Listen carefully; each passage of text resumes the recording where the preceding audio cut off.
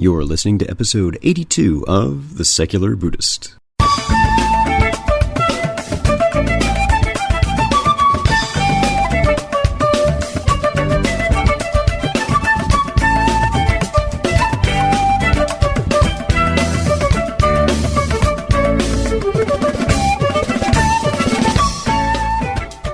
Welcome to The Secular Buddhist. I'm Ted Meissner. The Secular Buddhist is the podcast and website for modern, secular application of early Buddhist thought. The podcast has interviews and roundtable discussions pertaining to engaged Buddhist training and practice, and the companion website has show notes for each episode, along with resource materials on Buddhism, critical thinking, science, secularism, and skeptical thought. Though the podcast focuses on core practice from a secular viewpoint, more traditional teachings are welcome and openly discussed. Dan Baumus speaks with us about one of the first, if not the first, skeptical Buddhist web presence.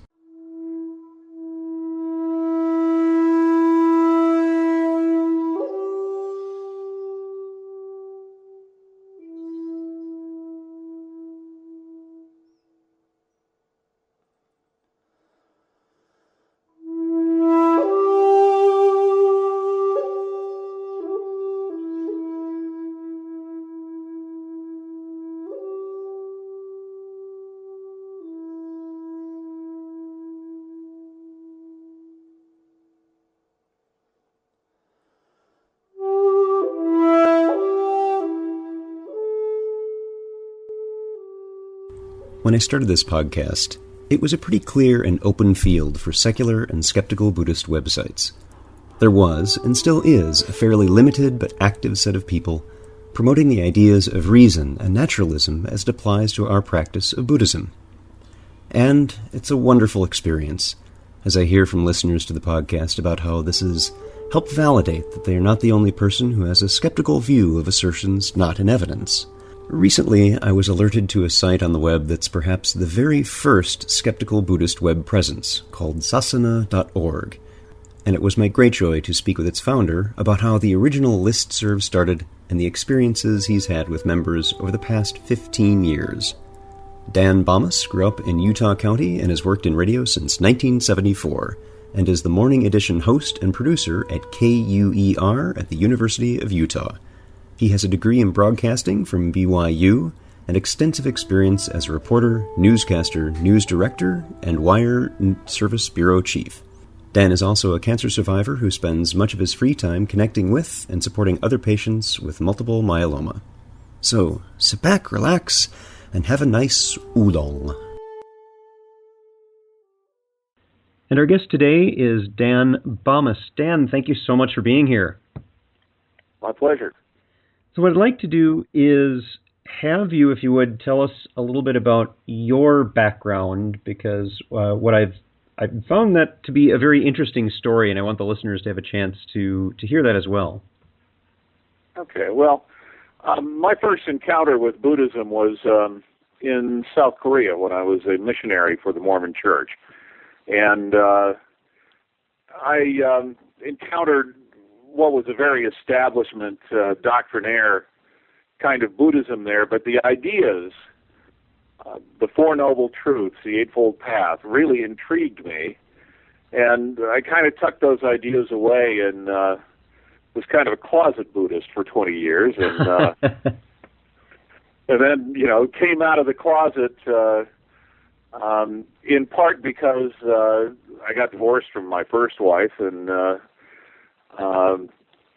was kind of wandering and drifting, and I had been dating a woman who was a minister of a kind of a New Agey church, and one of her friends kind of laughed at me when I proclaimed myself a Buddhist, and I think starting the list was kind of my way of saying "am too," and I put up the list and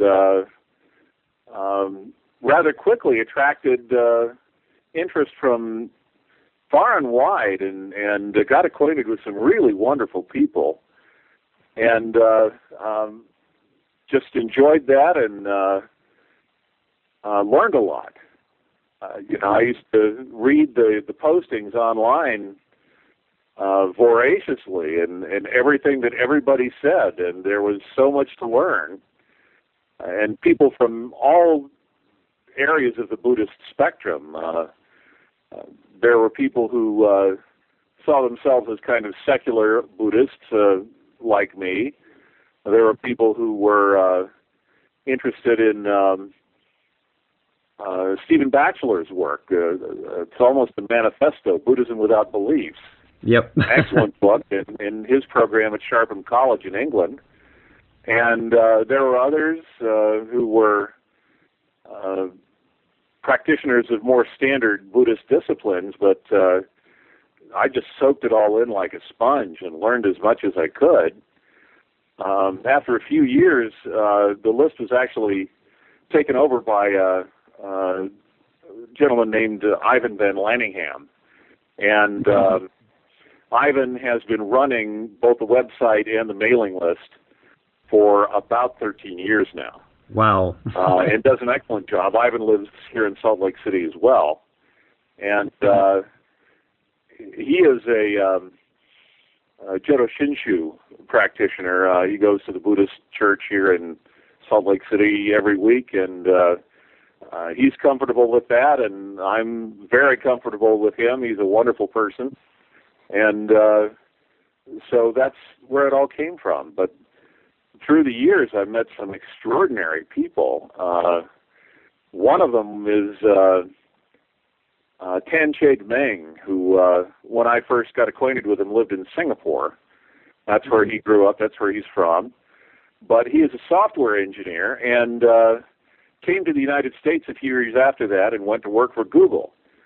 And now at Google, he has the actual job title of Jolly Good Fellow.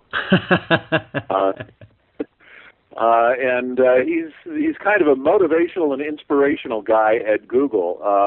Also has a website called mengstupiditis.com that is extraordinarily insightful. And that's the wonderful relationship I was able to find on the sasana.org mailing list. There's also, I mentioned Ivan, Jeff Wilson, who is an author of some Buddhist books, is a university professor in the South. I can't remember just which university at the moment, but Pat Stacy, who I count among my serious teachers, is a Zen practitioner from the Bodhiana Monastery in Greeley Hill, California. And she has the distinction of having been both a Catholic nun and a Zen teacher, and someone whose teaching I value very highly. And there are any number of people like that I got acquainted with on the sasana.org mailing list over the years. We should mention to people who are listening that what we've been talking about and the website for people to look at is sasana.org, SASANA.org, and that this, which means a group of friends.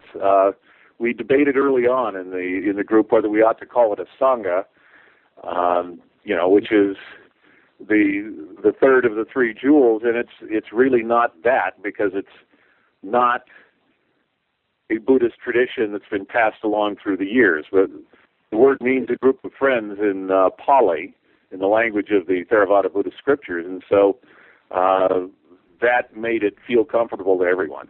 Mm-hmm. And what I find really fascinating is that this has been out there and available, I think you said, for 13 years. This has been around for quite a while. Longer than that, 1996. That's 15 years, I guess. Yeah, that's an excellent amount of time to have had a stable presence on the web that is a very openly a secular approach to Buddhism, and has that wonderful inclusivity. As you were mentioning, people from several different traditions and backgrounds are here, and it's just wonderful to hear about that.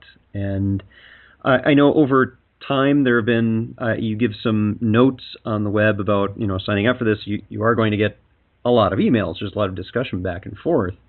And I was wondering if you could tell some of the stories of some of the interesting conversations that stand out to you as very memorable or inspiring or perhaps even challenging that you've had over the years. Well, some of them have been very personal. I have been through treatment for cancer, for multiple myeloma, a couple of times. And just finishing that up here, actually, right now. And it was the folks on the list who introduced me to the Kosala Sutta, which is something that helped me to really feel comfortable and not feel picked on about, having gotten cancer.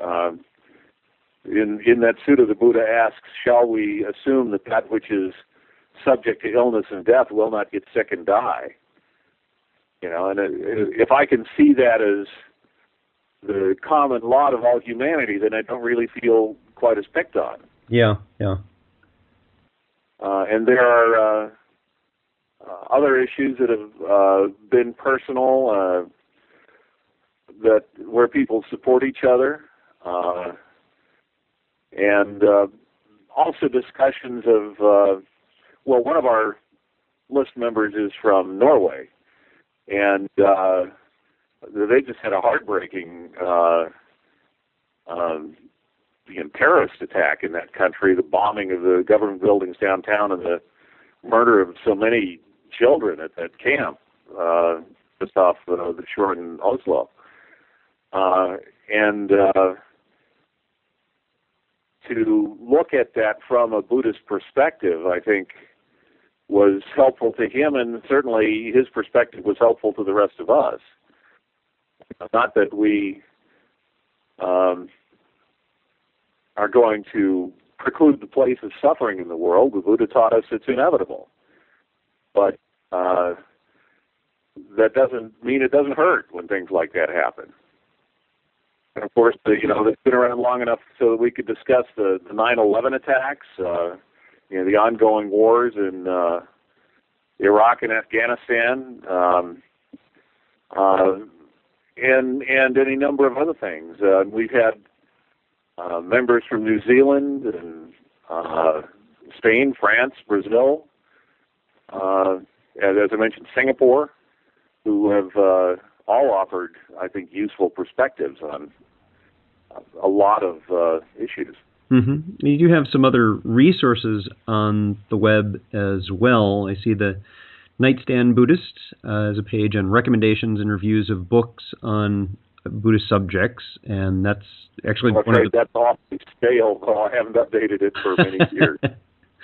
But it does have some good references in there, and as I go through it, these are a number of books that I have here in my home, and it's a very nice collection. And to me, what's most interesting is in starting this podcast about a year and a half ago that it seemed to be relatively new waters that hadn't gone to before. This is an kind of open, skeptical, secular kind of approach.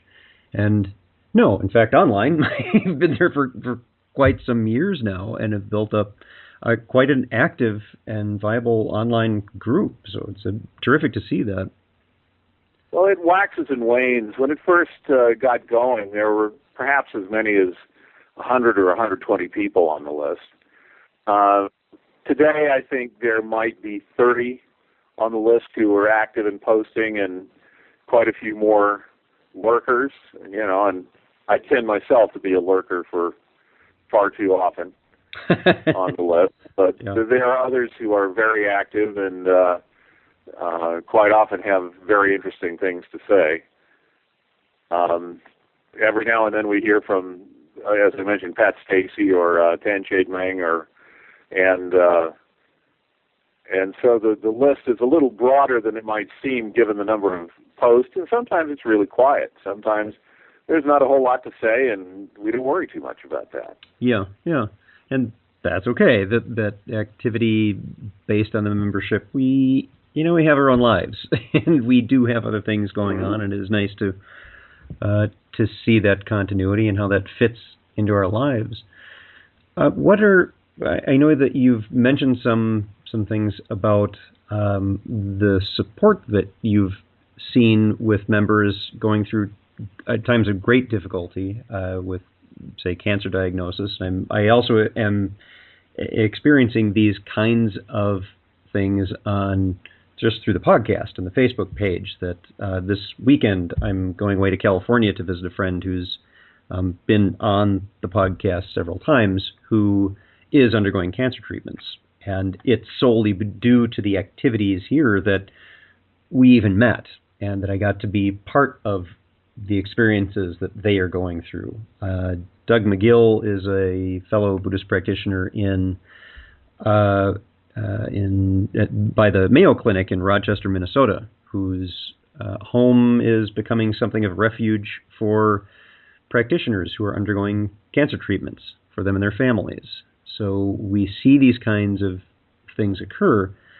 I was wondering if you had some experiences that you'd had any challenges going forward, either in communications between the people in the groups, or perhaps people who had joined not quite understanding what it was about. Anything like that occur over the years? Well, now and then there's somebody who comes along who gets to be a little bit wordy and is, in one case, it seemed like somebody was trying to recruit the entire group into under his umbrella, and was gathering followers. I guess he had visions of becoming a cult leader or something, but he forgot that the title is Sangha for the Skeptical Buddhist,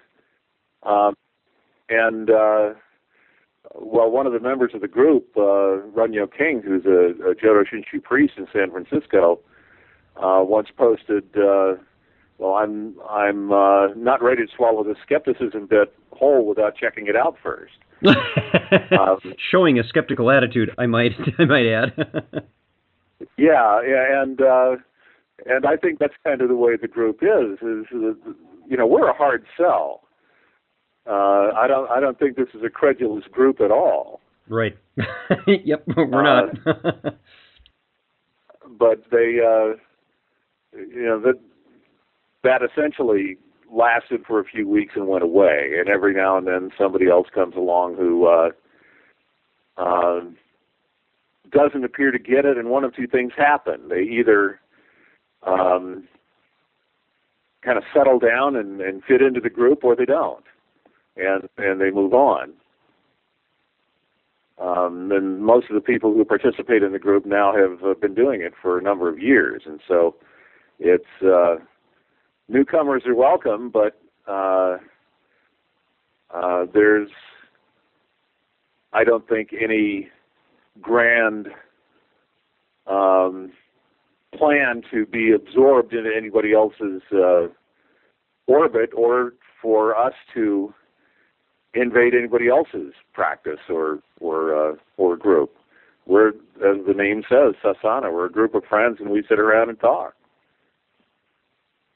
which isn't Buddhist practice. Okay, an internet mailing list is not Buddhist practice. It's a way to communicate with other people who are Buddhist practitioners, and it's the practices vary among us, and that's fine.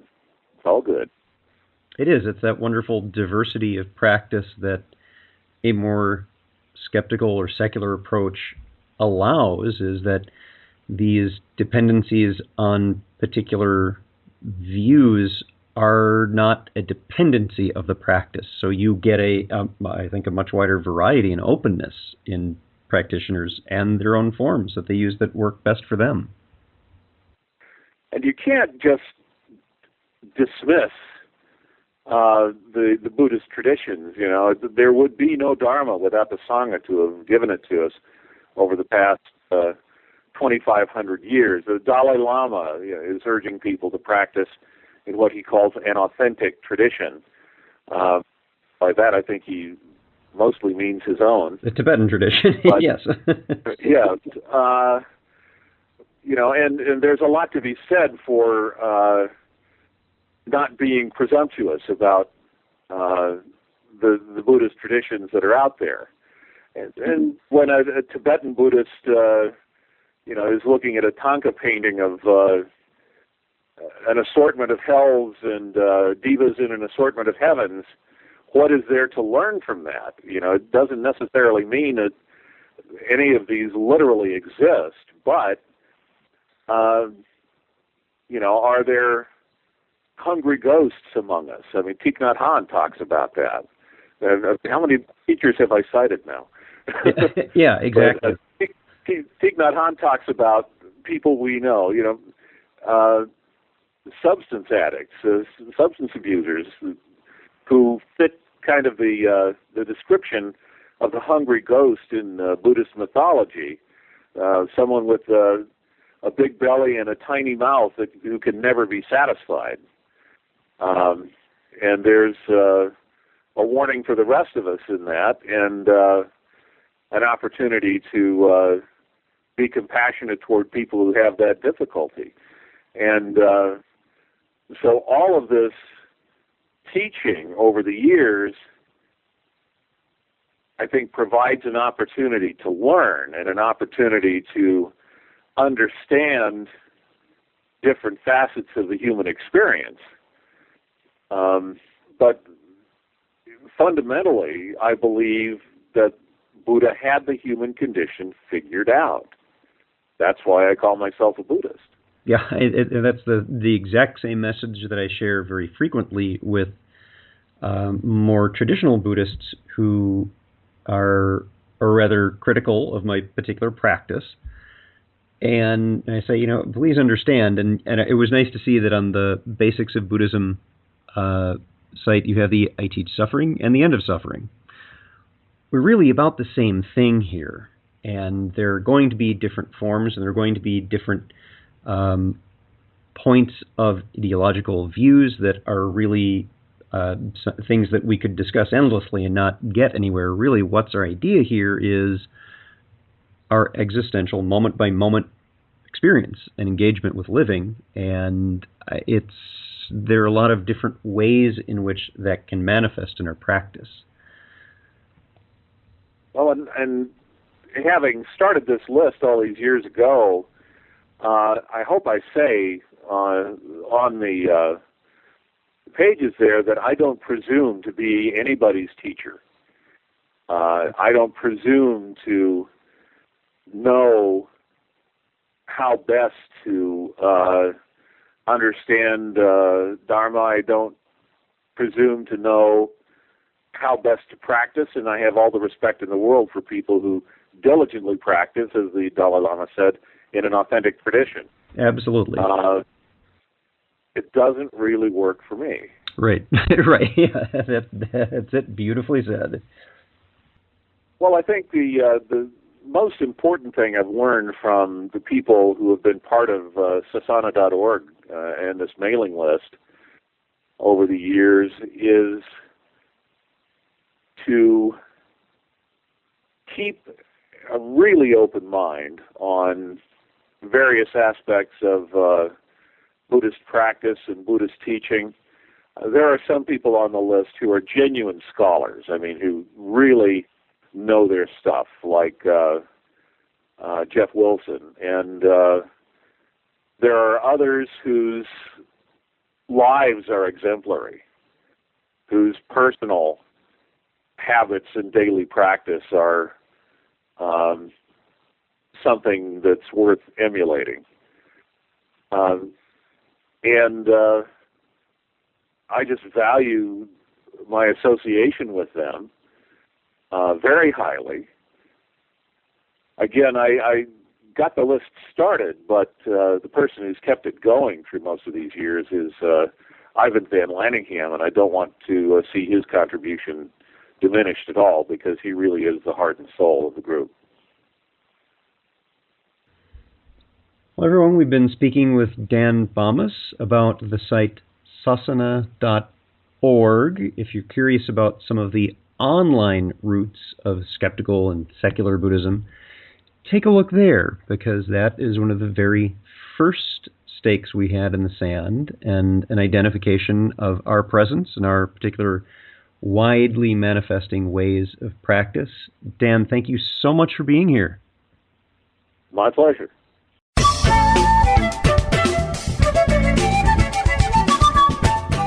Thanks for listening. If you'd like to learn more about something you've heard in today's podcast, please come visit the companion website at www.thesecularbuddhist.com, and you'll find an entire web page devoted to this and every episode. There are also links to discussions about today's topic on the Secular Buddhist Facebook fan page. The music for The Secular Buddhist is used by permission from John Kaizan Neptune's CD, Steps in Time. Additional music is provided courtesy of Monty Levinson of Taihei Shakuhachi and Rodrigo Rodriguez. Their websites are linked on The Secular Buddhist on the About Music page. Until next time, remember, every moment you have a choice. Make it the best you can. See you next time on The Secular Buddhist.